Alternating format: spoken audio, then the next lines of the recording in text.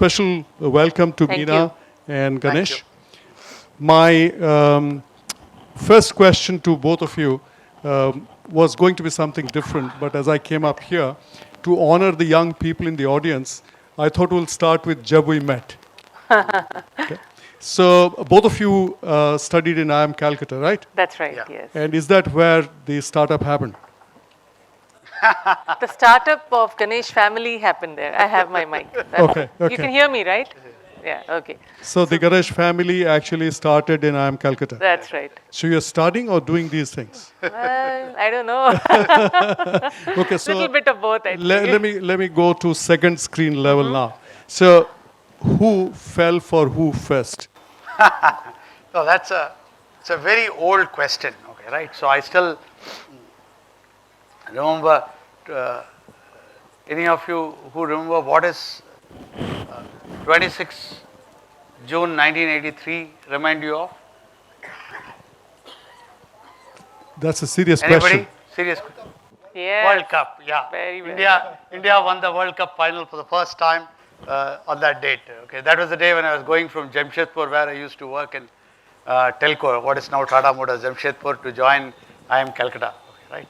So that was the day when I first met Meena, okay, right, and it was like in startup, you need to spot the opportunity early. Very well said, very well said. Right. So I was 23 and Meena was 20. Okay, right. This is back in 1983. Okay, right. Almost 36 years back. Now look at both of us. Look at our achievement. You know who is better at spotting opportunities. Very nice, very nice. But you know, here is something very interesting for all of us in the audience there. You know, we think that Odisha is the nerve center of the world, and we are the point of, we're the central point. But it is amazing how many great people are out there who have never visited Odisha. And one such example is Meena and Ganesh.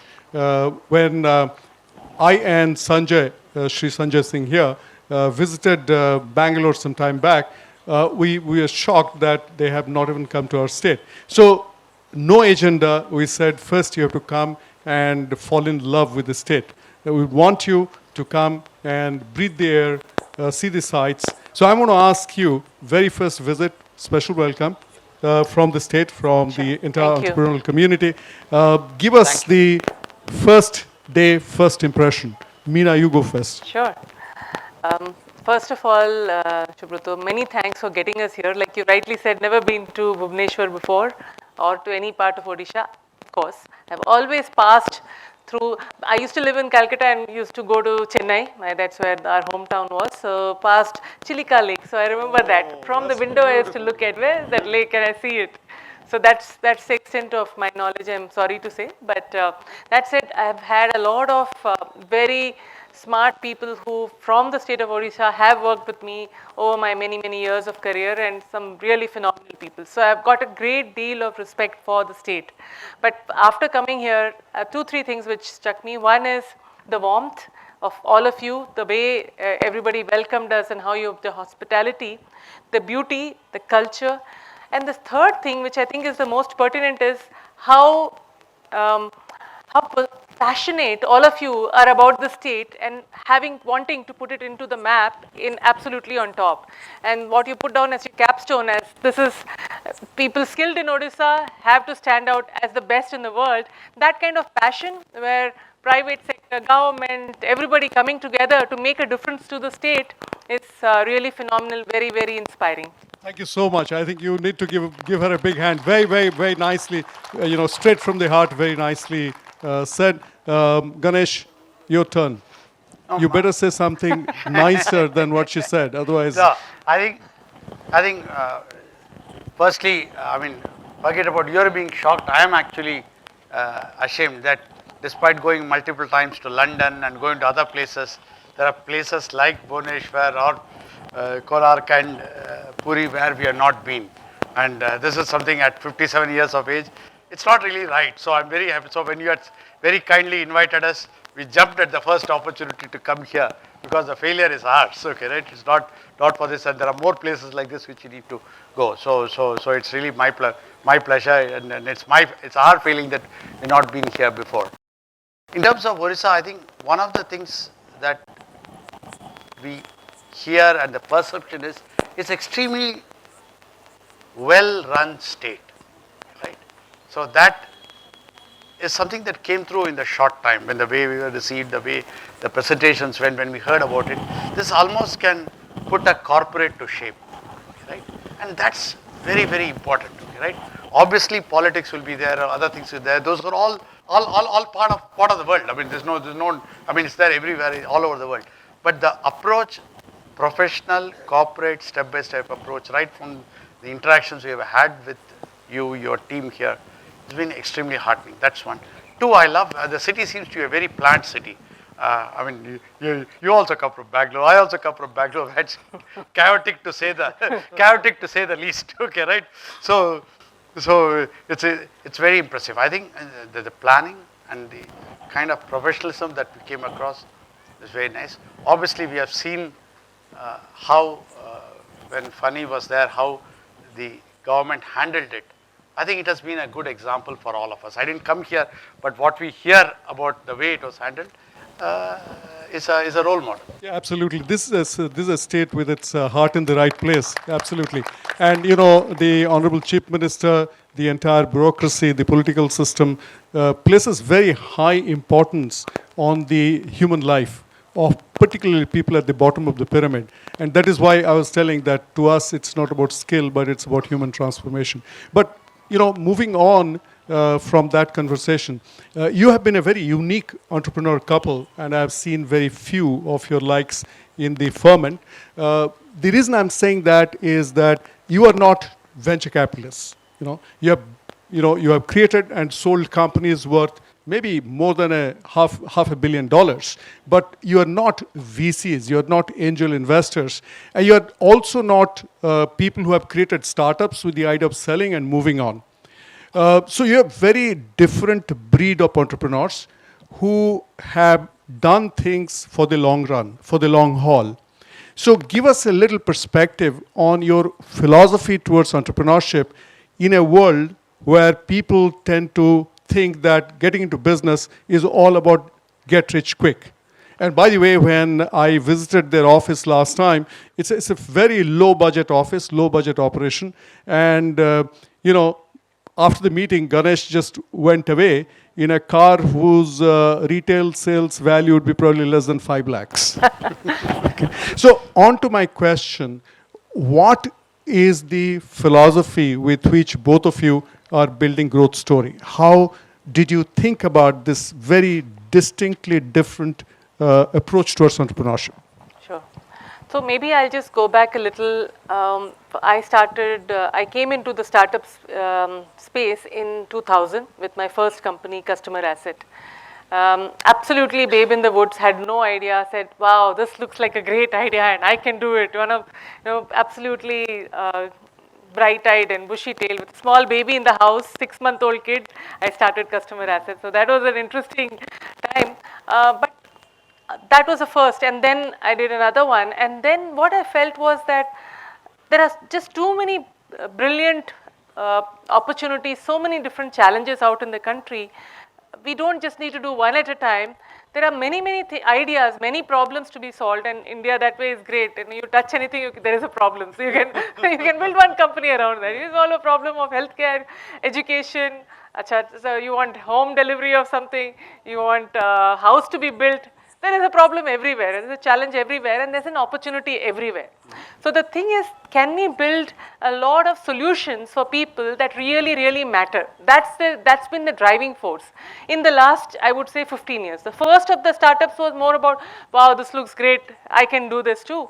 But from, I would say, around 2007-8 onwards, it's been about what is the big problem out there that can be solved, and are we the right people to solve that, and how far can we take it, and how can we get more people involved in it so that we can solve it for something which is sustainable, makes a huge difference in people's life. And if that company shuts down, there will be people who will cry. That is something All that right, has very been nicely said. very important Okay, for very us. nicely said. So, on that point, Meena, you talk about solving and delivering a solution, and you use the word sustainable, which is very different from the typical 22-year-old who thinks that a startup is equal to building a smart app. An app is this startup. On the other hand, all the companies that both of you have built together yeah. has been about fulfillment. So building an app is not what will deliver Amazon. Building an app is not what will deliver Growth Story. Building an app is not what will deliver Swiggy. So can you throw some light, Ganesh, on how you need to focus on the fulfillment? Technology probably is incidental. Would you agree with that? Yeah, no, absolutely. I mean, you have been in technology for more than 40 years, so the early. I don't look that old. Don't believe him, No, no, okay? Wipro. Just don't Yeah, believe yeah. him. He's not old at all, but he started when he was, A toddler. yeah, toddler. Yeah. No, I think, see, we are, all of us, I'm sure I'm preaching to the converted, all of you are entrepreneurs or involved in the entrepreneur ecosystem. I think this is a very important point, okay, right? In India, we have huge number of problems, okay, right? Water problem, pollution, roads are bad, there's no power. You touch, it's a very tough life, okay, right? And I'm not saying this in a negative way to criticize that India is bad. All my 57 years, I have lived, studied, worked only in India. Okay, I never studied, worked outside, so I love India. I'm going to be here, I'm going to die in India. I have no interest in going. But there are lots and lots of problems, okay, right?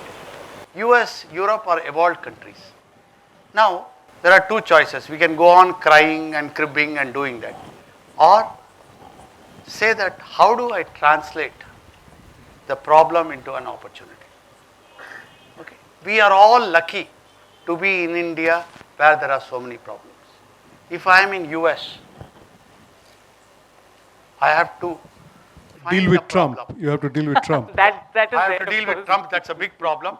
But even minus Trump, the basic problems are solved. There, they don't have to worry about water, power going, will I go get here to there, will it take 1 hour or will it take 2 hours? You don't have it in Bhubaneswar, but if you are in Delhi or in Bangalore or any of these cities, it's terrible. In US, if I have to start a company or you have to start a company, you have to be a genius or a brilliant. It's a very funny company in my opinion, okay, right? I just can't understand why you require a company like Snap. You take a selfie, okay, right? And you send it to somebody. There is no money. I take a selfie, I'll send it to somebody, and then the selfie will selfie will disappear in 17 seconds. Okay, that company is valued at $20 billion. Okay, model nobody knows.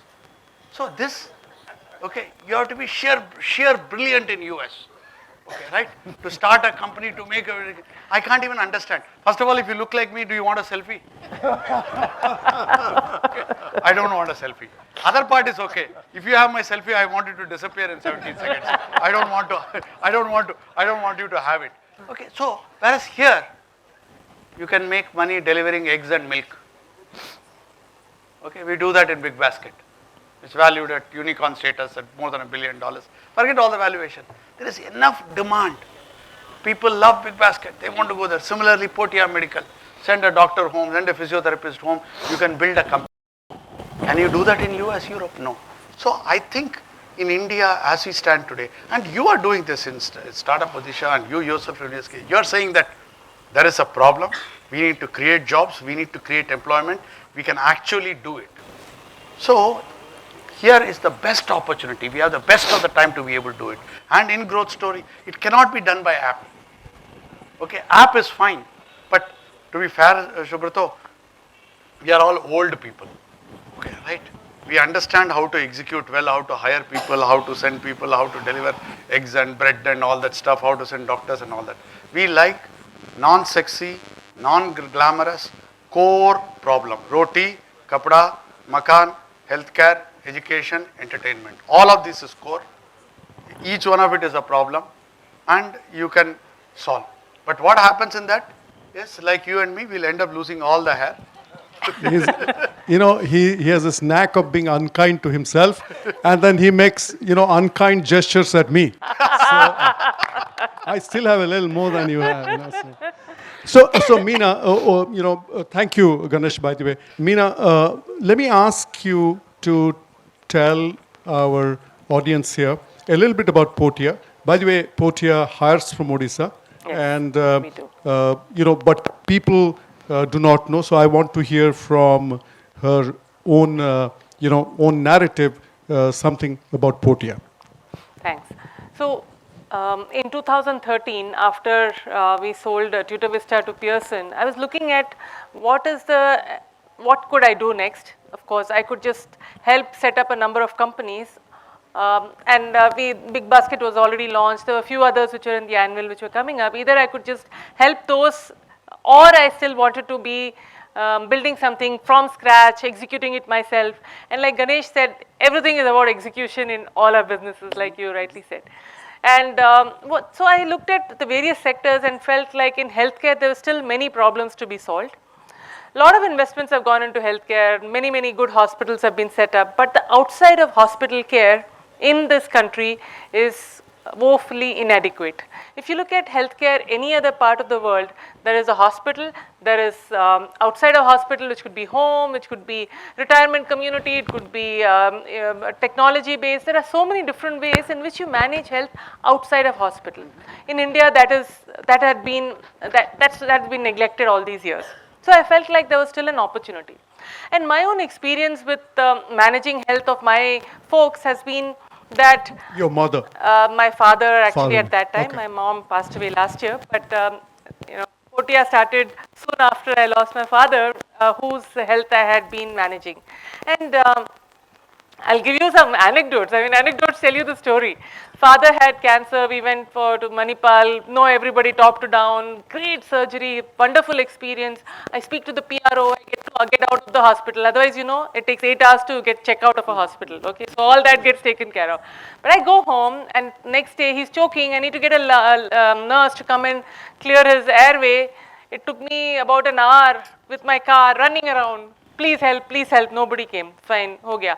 Then I said, okay, there is somebody told me this agency is there, they will send good nurses. Okay, great, I appoint somebody. Every morning my conversation with her, are you coming? Yes ma'am, I'm coming. Okay, where are you? I'm in an auto. I said, I can't hear any traffic sound. You cannot be in an auto, okay, don't fool me. So this is how the status was. And I am willing to pay. I want to take care of my parent. There is nobody who can do it in a manner that is acceptable to me at the kind of quality, the time frame that I want, the kind of responsibility. It's just not there. And this is not just me. And India is getting older. And there are about 120 million people who are in the above 60, and that particular population is growing faster. And if you look at above 80, that's growing the fastest, much faster than any of the other population cuts that you take. So people are living longer. They are going to live with more chronic diseases. And they're going to, now you diagnose diabetes at 40 and you live till 90. 50 years you have to manage your diabetes. No hospital can do that for you. You've got to do it yourself, and you need a lot of support. So who does that? So those were some of the opportunities that we identified, and that's what led to the setup of Portea. So today we are present all over the country in 16 locations. We provide support for post-operative care. So somebody comes out of a hospital after a surgery, needs rehab, had a road traffic accident, neurological stroke, whatever it is, they need continuous care for a period of time so that their outcome can be managed, or they are just old people whose health has to be stabilized and managed so that they don't get these big episodes of hospitalization or whatever is the acuteness that come. Chronic disease management, all these spaces we have How many people? on. We have close to 4,200 people. And that makes you clearly the number one in your sphere. Absolutely. So when would Portea become a unicorn? That's not the target that I'm looking at all. I mean, honestly, So I what don't is the look at the target? valuation. What is the idea 5 years from now? What's your dream about Portea? My dream about Portea is that anybody, any senior, anybody who needs healthcare will look at Portea and say, you know what, can I first handle all I need to do at home? And if I need something which is more critical, I do go to a hospital, but I know for a fact that there's somebody there for me anytime when I want healthcare. There's somebody who I can trust and who will do a great job available for me. So that's really what Fantastic. I want. Thank you so much, Meena. Thank you. And Ganesh, I want to ask you, now roll back 20 years, okay? That's roughly the time that you were starting your first venture, isn't it? 20 years? 29. No, 29? 30 years. Yeah, Oh, it's been 29 that years, long? 29 years. Okay. So, talk about the challenges during that time for both of you, and how are the challenges different now? Talk about maybe 2 or 3 things in the interest of time. Yeah. So, right when you are taking baby steps, and both of you are very unique because you chucked your well-paying jobs without a safety net. And normally people say, okay, so my wife's earning and she's in a multinational company like Microsoft, okay? So let me try it out and she's the breadwinner, or the other way around. But here, roughly around more or less the same time, both of you quit, or maybe at this exactly same time, I don't know. So the first startup that he did was in 1990. At that time, I was bringing in the money and feeding everybody. Okay. The second startup, which was in 2000, both of us quit and started together. Okay. So, for both of you, at a reasonable level of lack of security. Yes. Reasonable was very level much of lack there. of security. You start something. Now, what were the 2 or 3 key challenges at that time, and now? And my request to you is to reflect not just from the business point of view, but the psychological part as well. So before I go there, if you permit me, I want to, you touched upon this unicorn valuation business. One thing I wanted to share with all the entrepreneurs and all this. This is something which I'm passionate about. While Big Basket is a unicorn, others will get there, and all of that stuff. So I think the media glamorizes the valuation, funding rounds, unicorn status a bit too much. I was very happy when we started coming, the startup and the valuation started coming on front page, because till the time it was only murder or something, or politics that was there. So it's good that startup got front page, but I think it has gone from that to other extreme, where people write about valuation stage. I don't think we should go by unicorn valuation. I don't think any of us, me, you included, should worry about unicorn valuation. There are lifestyle businesses. There are not valuation driven businesses.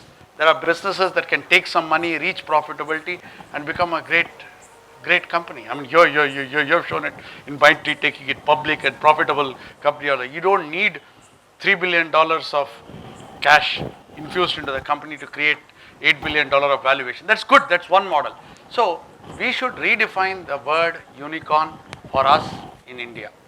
It is about, firstly, it is not about $1 billion valuation. It could be, can I touch 1 crore lives? Can I impact 1 crore people? Can I get 1 crore customers?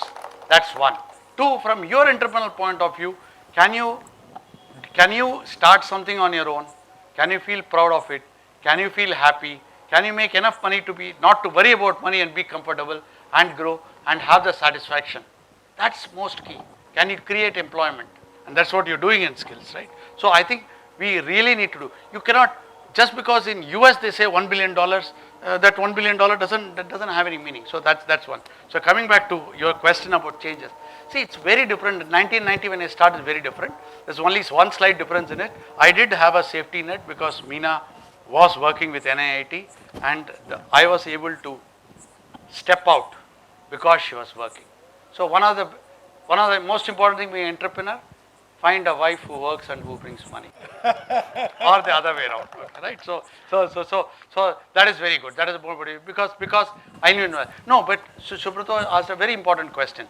That's a very important question, because if you don't have a safety net, neither of us had any property on our own. We were living in rented house. We did not have a car. I had a HCL car which I had to return when I left it. So we did not have a car. In Delhi, you can't get a phone in 20 years waiting list, no phone, and no this one. Therefore, singularly, the support was her job. So therefore, that's something which is good. In terms of, so that took care of the bottom line.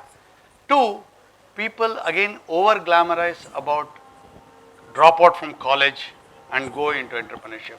My personal opinion is, if you want to drop out from college, you have a great idea, you have great opportunity, you have the guts to do it, do it. But please don't glamorize this as the workable model. I did my engineering, I did MBA from IIM Calcutta, and what in addition to Meena's job was helped me was I could always go back and get a job at maybe at half the salary. So there's the importance of education backing that was there. So when I left the job, the biggest issue came from my mother. Right? My mother did not know why I did it, because at that time there was no entrepreneurs, there is no entrepreneurship, there is no venture capital, there is no glamour associated with startup. It's just not there. At that time it was a license Raj, only business, you had only business families, and business meant you have to have a land, you have to have a factory, you have to have a chimney, smoke has to come out of the chimney, that is business, okay, right? This concept did not exist, okay, right? So my mother was aghast. More than my mother-in-law was more aghast. Because the only reason she agreed for me to marry her, okay, other than my looks, okay, right? Okay, other than my looks was the fact that I am from IIM Calcutta and I get a job. So she said, what happened? He got chucked out. What happened? Is there a problem? Is there something happened in office and all that stuff? They always say, behind every successful entrepreneur is a very devoted wife and a very surprised mother-in-law. God rest her soul. God bless her soul. I think, okay, quickly. The whole thing was different. Today, at that time, we had to wait for 3-4 months to start a company. There was no telephone. There was no concept of angel investors, venture capital. There is no concept of mentors. There is no Startup India, Startup Odisha, or anything like that. There is no mechanism to be able to do it, to be able to get any support. You are completely on your own. Also, there was huge friction to start up, right from regulations and filings, and also everything you have to build on your own. You have to get a computer. There is no cloud. There is no credits, Google credits that was available. So I think it was much tougher to start. Communications were very difficult. You have to go, you have to wait for hours. Today I think we have moved a lot from there on the ease of starting up side. The entire ecosystem has come together very well. Like Startup Odisha, Startup India, angel investors, venture capitalists, seed investors, mentors, incubators, accelerators. So much is happening that all that has come. More importantly, you talked about the non-financial side. I think the front page news has shown that no longer is it a problem that if you start a company, you are considered as a failure. In our case, when you start a company, it's only when you can't get a job. Okay, right? That is it. And two, hopefully, the fear of failure has gone, because there are many companies that have failed and people have come back and started again. Big Basket is a great example. Can I add something on the failure bit? I think one big change that has happened in the last 3-4 years, I would say, that people wear their failures on their collar. People will come and for an interview and say, you know what, I did a startup, it failed, but I learned this and I have come for a job. No issues. They're not feeling sorry for themselves. I think that's a very big change that has happened. I think we should all feel proud about the fact that there are enough people who are gutsy enough to fail and then do something, maybe back to a job, maybe go back to a startup later. So that's a very important change. Very well said. In fact, I keep telling young people that you must learn to fail, but make sure when you fail brilliantly. Yeah, fail so brilliantly. I have quoted Subroto's words like this. Okay, right? This is his statement in his book. Okay, right? Attempt something, and this is Subroto. Okay, right? Attempt something that's really big. Okay, go for the stars. Even if you fail spectacularly. Correct? That's his words. Give him a big hand for that. Thank you so much. Yeah. So a lot of serious discussion here. I'll ask you a serious question. In the bedroom, obviously you'll have disagreements. The day my wife is angry with me, the whole day I'm tottering in the office like a zombie. I don't know what's happening. Okay. Now, the fortunate thing is she has a different office, I have a different office. So we don't have to meet during the daytime till I come home and rub my nose on the floor. Okay. But here you are, and from the bedroom to the boardroom, you are still the twosome and meeting. So how do you manage emotion? And this is a serious question because a lot of couples are starting business together. Sure. How do you manage to, be angry in the bedroom and at the same time leave all that emotion behind, and in the boardroom, your colleagues, and it is business as usual, or is it? So, I think what helped in our case is that by the time we got into being co-founders of our first company in 2000, we'd already been married for 15 years. So you know each other, you respect each other's strengths, you know who can do what and who can't do what. And we, like Ganesh said, we met when we were 21 and 22 and all that. So we have literally grown with each other. So I think it makes a huge difference that we have so much of understanding of each other that it's not so easy to fight. Okay, we will fight on, more likely the fighting happens in the boardroom because we both have very different views, different opinions. I will ask this and he will want that, and sometimes our other senior members will look aghast, why are these two fighting? So more fighting will happen in the boardroom than in the And home. you take it back home or not? Never. No? Never. You smile at him? Yes. Okay, good. So she always smiles. She always smiles at me. I think it is a fact that if you have complementary skills, different skills which we have, you learn to respect each other's skills and decisions in those matters easily. So that helps. But Subroto, again, you have been founder, multiple founders. You have worked with startup ecosystem. A general challenge among founders, what happens will happen. That is challenging. I agree with you that additional layer. But if you permit me, I want to share a couple of instances of not as couples working together. Please do it. Please do it. Right? Yeah. Okay. Right. It's been that. Problem is not with us. Problem is with the outside world. Okay. Right. So when they see it, so there is only once in we have raised money from 26 different venture capitalists. They never had an issue with the fact that husband and wife both are there.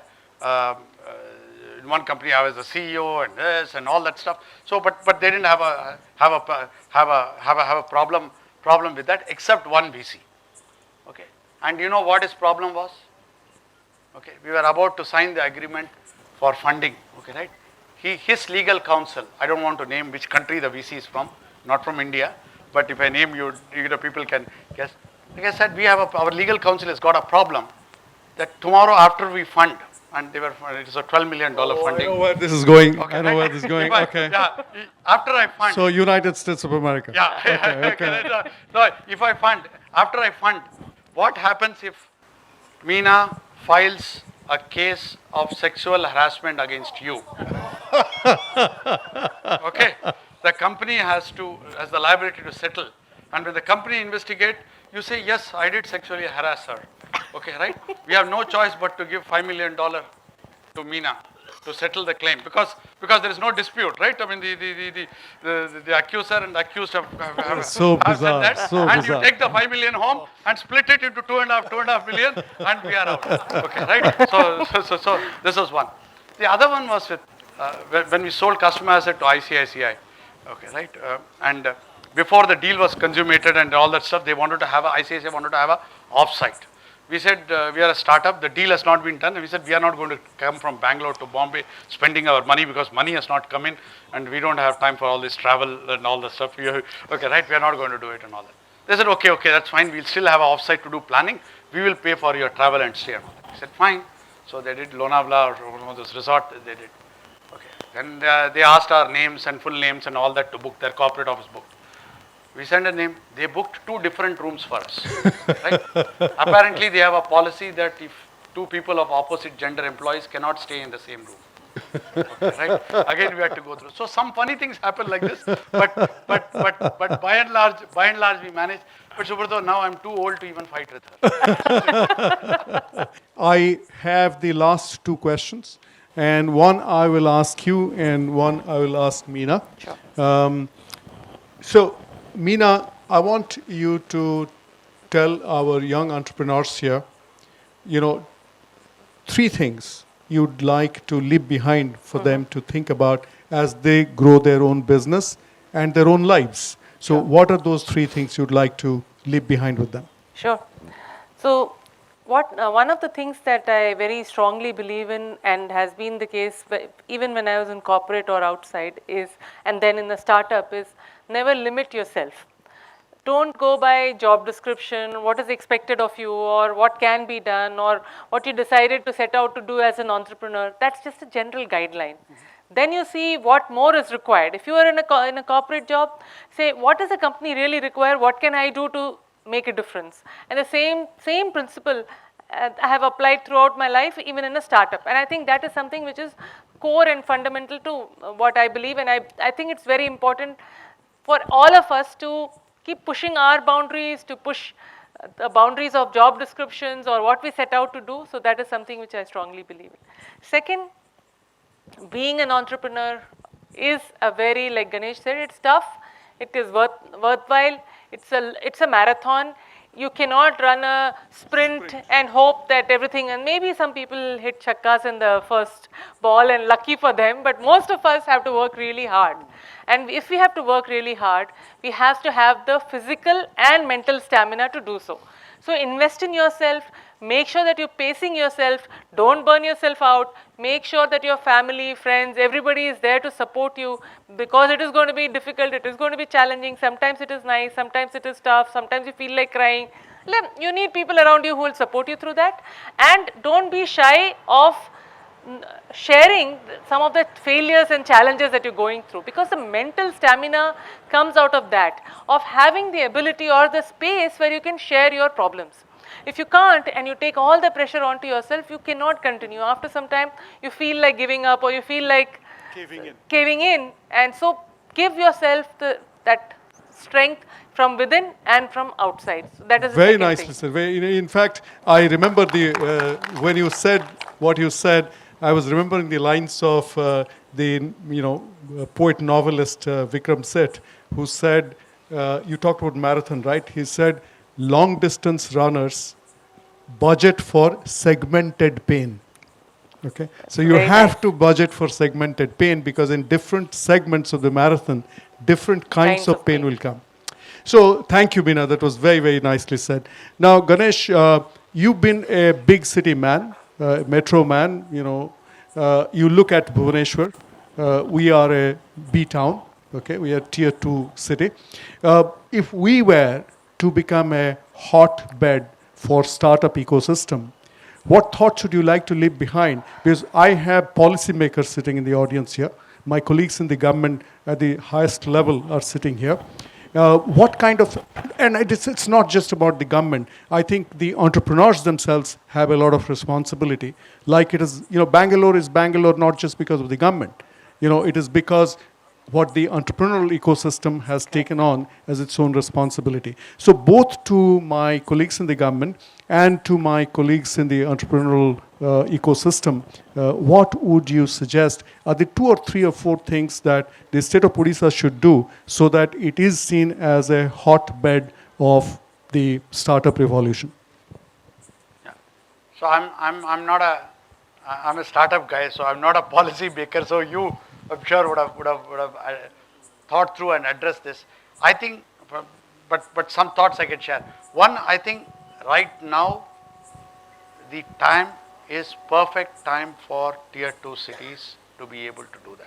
Why do I say that? One, tier 1 cities. I come from Bangalore. Day before yesterday, for 11 kilometers, I had to spend 2 hours there. Right? The costs in places like Bangalore have shot through the roof.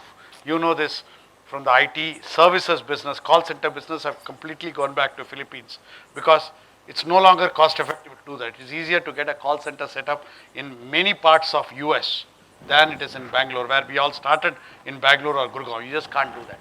So from a timing perspective, one, I think the metros are creaking. Okay.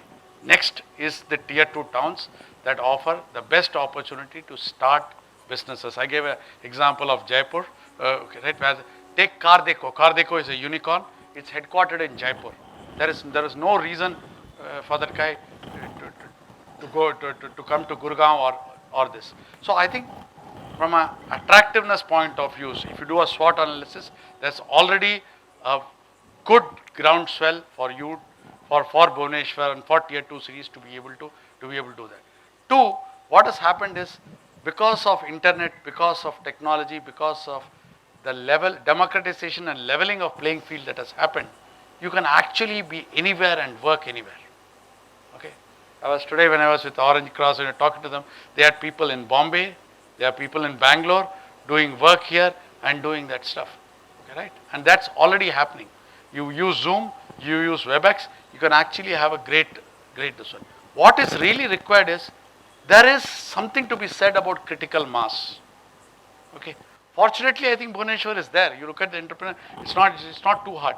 But once the critical mass comes, the flywheel start moving, you will automatically start doing it. Some of the initiatives were already mentioned. You talked about venture capital fund, incubator, which you are already doing in terms of this. A core mass of entrepreneurs, people like yourself who can actually mentor and do that stuff. An angel investment ecosystem, some more incubation stuff. You already have got IIT. IIT Madras and IIT Bombay have done great job of creating that. Same thing can be done here. I think from a government side, doing the initial catalyst, like many of your programs, you are saying that I will do first 3 years, bankroll it, I will do that stuff, after that take care. That is the perfect mechanism that will do that stuff. So I think singularly, if all the players, including advisors, mentors, people who are passionate about Orissa, the government, and people like yourself from the corporate who have come in, can have the first goal as reaching a critical mass, then I think the flywheel will do on its own.